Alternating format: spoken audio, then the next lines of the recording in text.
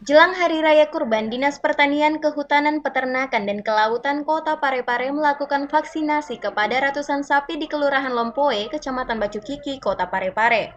Vaksinasi ini dilakukan guna mencegah penyakit antraks dan brusela pada sapi kurban.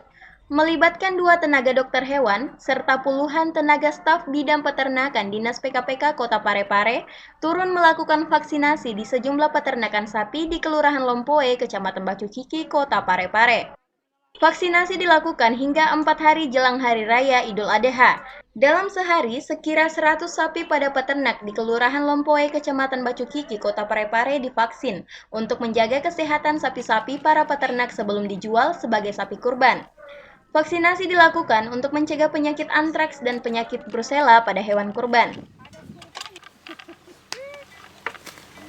Hari ini sudah kurang lebih 2 minggu sebenarnya ada kegiatan vaksinasi di peternak, sekaligus mengecek ya kesiapan hewan kurban di tingkat peternak, jadi bukan di tingkat pedagang pengumpul.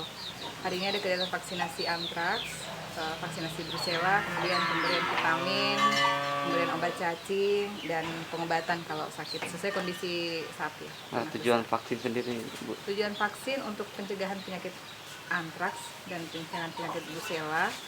Kemudian yang lainnya untuk kasus kecacingan dan perbaikan kondisi tubuh. Anastasia, Pare TV, mengabarkan.